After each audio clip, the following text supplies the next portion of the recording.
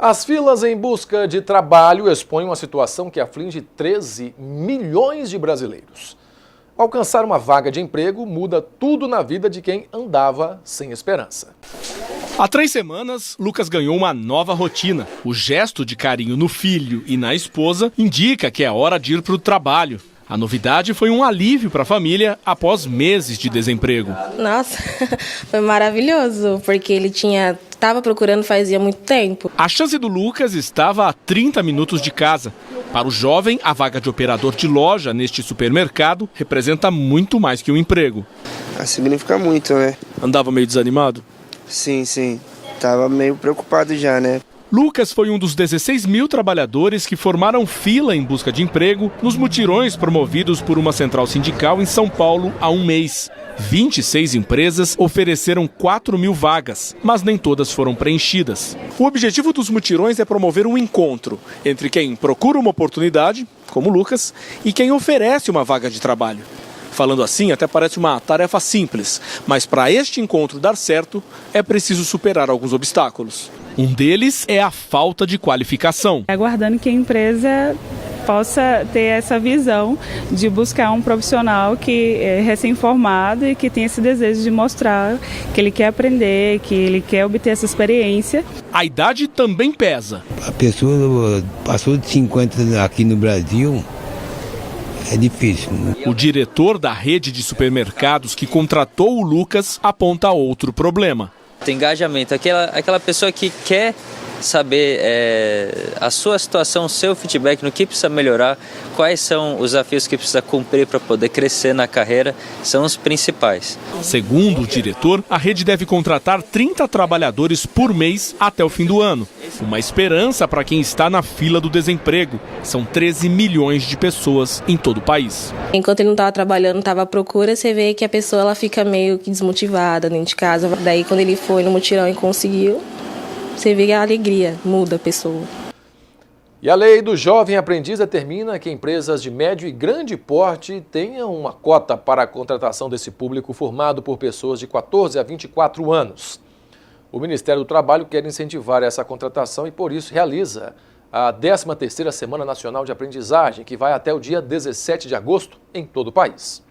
Tarine tem 17 anos e quase 2 deles como aprendiz na Caixa Econômica Federal. Nesse tempo, ela garante que ganhou experiência que vai além da profissional. Você aprende a ter respeito pelo outro, a convivência, em quesito financeiro, né, de você saber o que você vai gastar, tem uma maturidade sobre isso, né? A Caixa tem hoje em todo o país 3.800 jovens entre 14 e 24 anos em treinamento, conforme pede a lei do jovem aprendiz. A instituição reconhece as vantagens de contratar esses funcionários. Esse público traz para a Caixa ideias inovadoras, soluções criativas, faz um contraste com o público de empregado Caixa.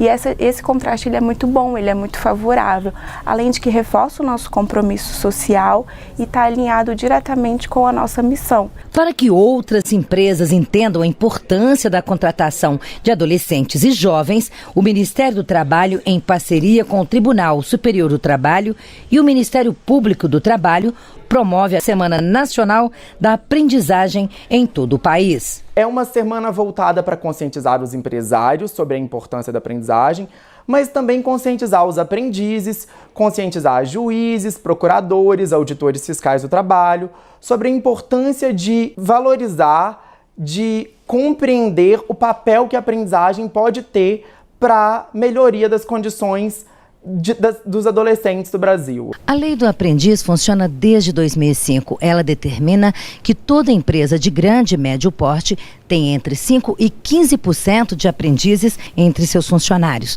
Hoje o país tem uma média anual de 400 mil jovens em treinamento, o que contribui para a formação de adolescentes e também para a erradicação da exploração do trabalho infantil. Se a gente pegar, por exemplo, a partir do decreto 5598 de 2005 e analisar o número de aprendizes contratados comparado com a exploração de trabalho infantil, a gente vai ver que o número da exploração de trabalho infantil caiu para menos da metade do que havia em 2005 do que há hoje, enquanto o número de aprendizes subiu cerca de 300%, 400%, saindo de 50 mil para 400 mil aprendizes contratados por ano. Gabriele, de 17 anos, está no Banco do Brasil como aprendiz há 1 ano e 8 meses. Aqui, ela é responsável pelo dossiê de funcionários da instituição cedidos para outros órgãos. Além do amadurecimento pessoal, Gabriele já consegue vislumbrar uma profissão. Eu quero ser uma bancária, né? Eu quero exercer essa função porque eu achei muito interessante. Do jeito que eles fazem, do jeito que eles trabalham, eu acho muito interessante. E a maioria dos tratamentos médicos tem riscos e efeitos colaterais. Se o profissional da saúde não alertar o paciente, poderá ter que pagar indenização por danos morais. Isso aqui indica uma decisão do Superior Tribunal de Justiça. Médicos e hospitais podem ser responsabilizados. Ângela teve câncer na tireoide.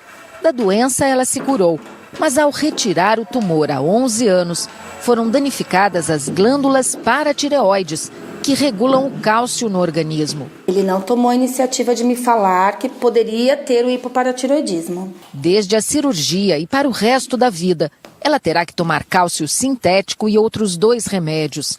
Além disso, precisa de acompanhamento constante e exames de 3 em 3 meses. Eu sei que eu precisava fazer a cirurgia por causa do câncer, mas eu acho que viver tomando esses remédios todos os dias, eu sei que eu dependo deles hoje para isso, mas não me é agradável. É viver sabendo que se você não tomar, você pode ter uma consequência muito maior do que isso. Agora, uma decisão do Superior Tribunal de Justiça pode ajudar a mudar isso. Se o médico não esclarecer detalhadamente todos os riscos e consequências de um procedimento, poderá ser condenado na Justiça a pagar uma indenização por danos morais. Esse entendimento do STJ é sobre um caso ocorrido em Brasília em 1994.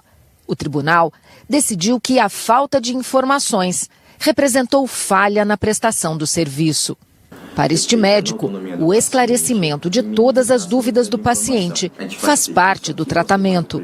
Então nós precisamos realmente informar o paciente sobre tudo que envolve aquele procedimento e que aquele procedimento tem complicações relacionadas a ele ou não, que podem existir complicações gerais, que não estão relacionadas ao próprio procedimento e que existem diversas gravidades de complicações que podem ocorrer por escolher aquele tipo de tratamento. E se mesmo depois das explicações o paciente ainda estiver em dúvida sobre a necessidade do tratamento, deve procurar uma segunda opinião.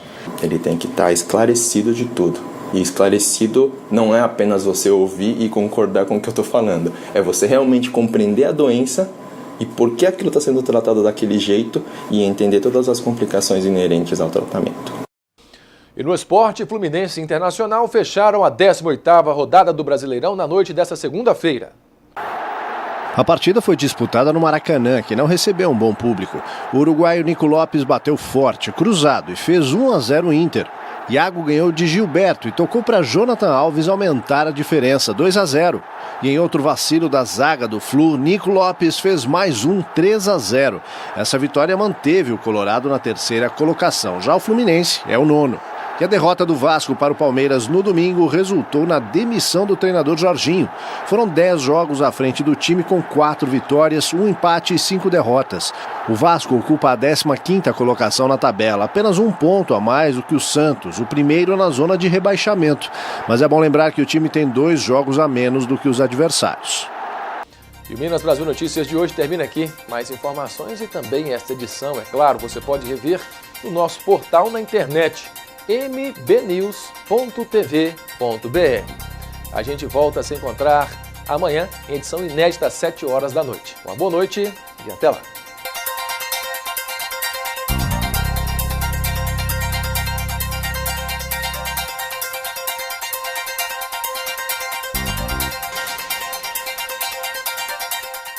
Os teus becos que foram picadas, tuas ruas que foram bandeiras, formam hoje a altaneira cidade, grande urbe das plagas mineiras. A Fundação Casa de Cultura está completando 25 anos. História e cultura contadas nos acervos do Museu Municipal, no Arquivo Público, Biblioteca e na Casa de Cultura. O Museu Municipal guarda peças e símbolos que contam a vida da bicentenária Paracatu. Visitar e conhecer o Museu Histórico Municipal é indispensável para quem quer entender a nossa história. No Arquivo Público, toda a memória de Paracatu e sua gente está resguardada com registros e documentos autênticos.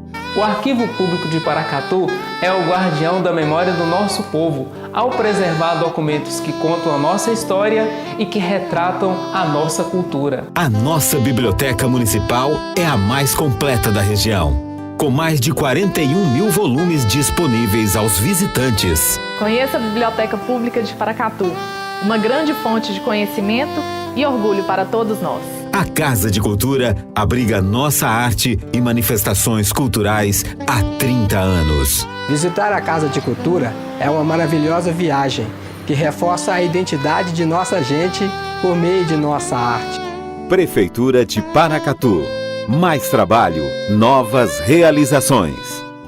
Cantina da Benta oferece para você o melhor da comida caseira com o melhor preço. Aliamos sabor e qualidade em um cardápio balanceado para suas refeições. O lugar certo para você e sua família. Trabalhamos com self-service no quilo ou à vontade. Venha experimentar. Servimos Marmitex para empresas. Cantina da Benta, 3671-3714. Rua Boa Vista, 1262, Bela Vista, ao lado da rodoviária.